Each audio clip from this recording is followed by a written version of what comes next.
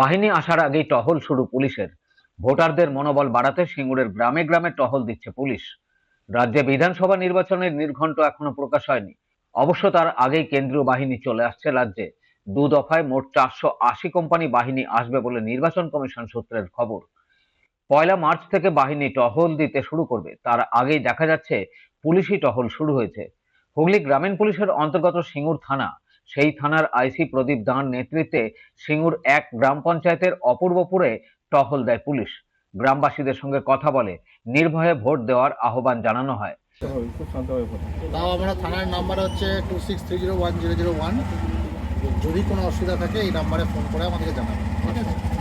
কোনো অসুবিধা হলে গ্রামে নির্বাচনের দিন কোনো অশান্তি হয় কিনা, নির্বিঘ্নে তারা ভোট দিতে পারেন কিনা, এসব জিজ্ঞাসাবাদের পাশাপাশি পুলিশ অভয় দেয়, ভয় পাওয়ার দরকার নেই।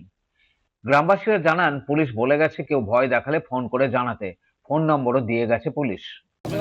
মানে কোনো ইয়ে আছে, ভয় আছে বা কেউ থ্রেট করছে না আসামি আসবে রিমান্ড ভীতি আছে এরকম কিছু না আছে? না না না, আমাদের এখানে সাংকেতিকও আছে। আমার নম্বর দুটো আচ্ছা, এখানে ভালোভাবে ভোট হয়, কোনো ভীতি নেই, কেউ থ্রেট করছে এরকম না কিছু না নেই? না সব কিছু নেই স্যার, ওসব আমাদের এখানে এক্সিস্ট করে কেউ ভয় দেখায় না না? না পলিটিক্যাল পার্টি কোনো না চাপ না দেওয়া? ওসব আমাদের এখানে কোনোদিনই নেই।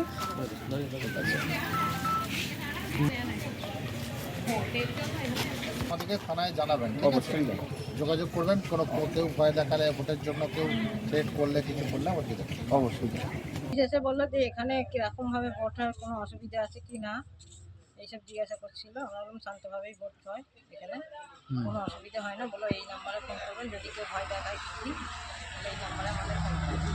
ছিল কোনো অসুবিধে কিছু হচ্ছে কিনা, কেউ ভয় ভয় দেখাচ্ছে কিনা। আমাদের বললাম যে আমাদের কোনো এখানে অসুবিধাও নেই আর কিছু অসুবিধা হয়ও না, এইসব জিজ্ঞাসা করছিল আমাদের।